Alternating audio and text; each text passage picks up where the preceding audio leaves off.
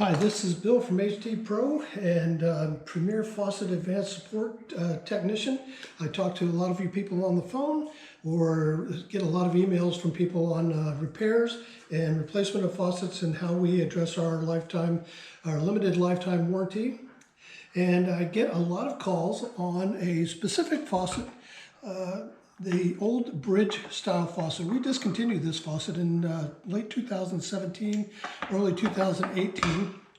And we still have a lot of them out there. Used to sell a lot to Amazon and to Wayfair, and it was a very stylish faucet, but we discontinued it due to quality concerns at the end of the day.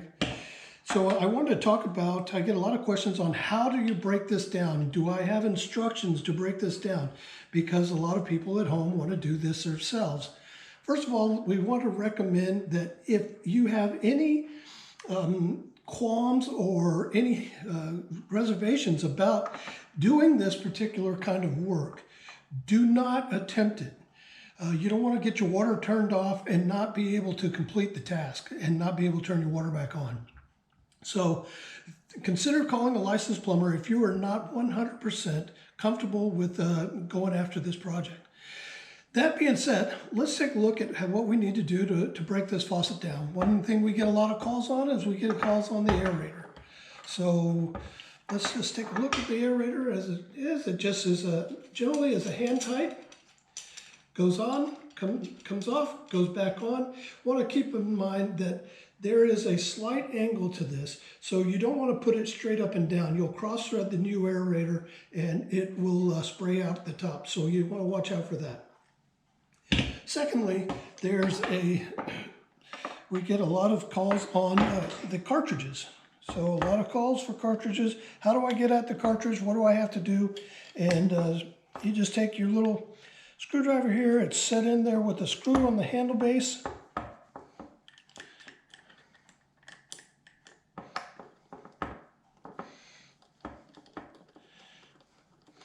Only takes a minute to take it out. Try to keep all your stuff together. And there'll be a broach insert.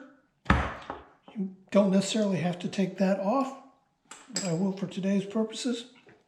And you'll see a little bonnet nut. The bonnet nut is generally only just a little beyond hand tight. They never tighten those too awful tight. It's just enough to seal get the cartridge to seal for water. So a slight turn with a smooth jaw wrench or adjustable wrench ought to loosen that up to where you can get at it. All right? Pay particular attention when you're taking this faucet apart of where the D side, the flat side on your stem cartridge is. You want to put the other one back in exactly the way you took this out. So this came out like this, the flat side is pointed outward, and that is how we want to put it back in. There's two notches in the cartridge, and they will fit right into the notches in the faucet body, in the valve body base. Turn right around, put your bonnet nut back on. And let me add, before you even start this operation, you want to make sure the water's turned off to the faucet. Seems like a silly thing, but I hear a lot of times about people getting water shooting straight to the ceiling. So we want to make sure that you get that water turned off. And at this point, you can actually turn the water back on and make sure your bonnet nut is on tightly enough. Then you would put your handle broach back on. There it is. It's going to have a D side in it, just like your handle does. And then your handle will go back on top of that. You got your Phillips headed screw in there, and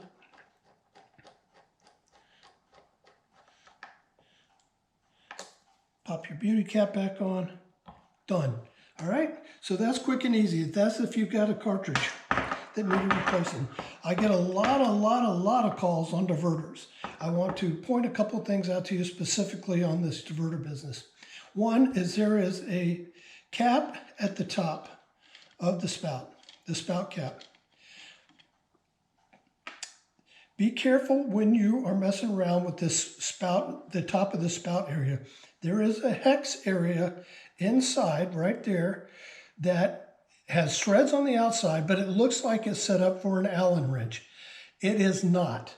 Don't, under any circumstance, put an Allen wrench in there and try to loosen this spout. If you do, you will break the threads and the faucet will be no more good because the spout cap will not go back on there. And we can replace a faucet, but we cannot replace it with this faucet. So we just pull that off. And inside there is a spacer for the top. That would fit just like that in there. And then what we would do is come to the bottom. And you'll probably keep your faucet installed, so you'll come to the bottom and your spout upright assembly should just be a little tighter than hand tight. And it's a thread off type situation.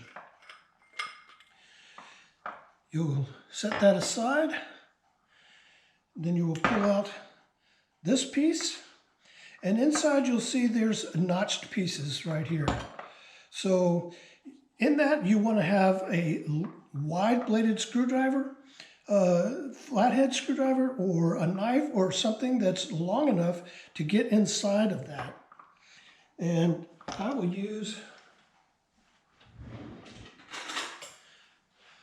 I'll just use a regular kitchen knife for this application today. And it is a loose turn, and then it's in there finger tight. You take the old one out, thread the new one back in.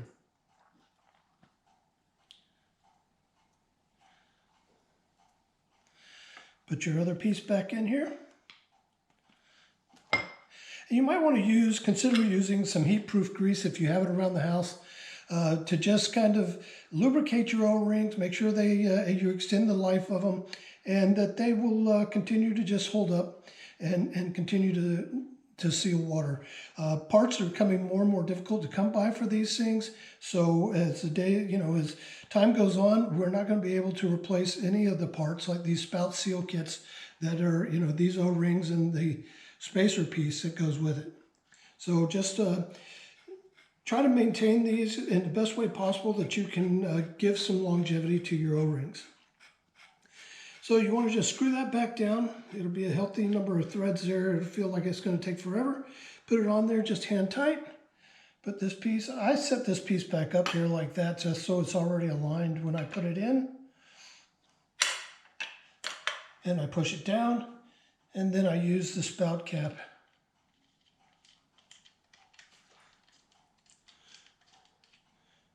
to hold it back together. All right, so there's another video out that we talked about the retrofit on the sprayer, but I want to just go ahead and point out this sprayer to you. A lot of the faucets from 2016 and before had white connections on the hose connection. We do replace a lot of the spray heads, a lot of sprayers, a lot of the hoses go bad, particularly these old vinyl hoses like this. So to get that off, when you're looking upside down under a kitchen sink, you see these tabs on here, and your inclination is to pull them apart so it will pull off. It will not pull off that way. These are a squeeze. So you just give them a gentle squeeze and pull at the same time, and it'll come right off. Now, when we send you a new hose with a head, it comes with the hose, the cradle, and the spray head as all one piece, one assembly. So you will need to, I will also send you a blue connector. So you can see that here. And what you would do is you would take the white connector, use your little screwdriver that you use for your screw on the handle, and just poke it down in one edge, and it's like a little C-clamp that just popped right off, so you can get it off. And when you put the new one on, you want to make sure that you put it on with the arrows down. Arrows down. And then when you go to put your spray head back on, you will not be able to put this spray hose on incorrectly. And that's why we did the retrofit. Too many people were getting them misaligned on the arrows, and it was just a mess trying to get those things back off. So now it guides it to the arrows. You just push it on and boom, you're done. And if you need to take it off for whatever reason, you just pull down and squeeze in at the same time and it comes right off, okay? All right, hey, thank you so much for stopping by, and I hope that I have given you some answers to questions that you had, and I hope that this will help you as you go to do your do-it-yourself project and changing out your cartridges, diverters, and or spray heads.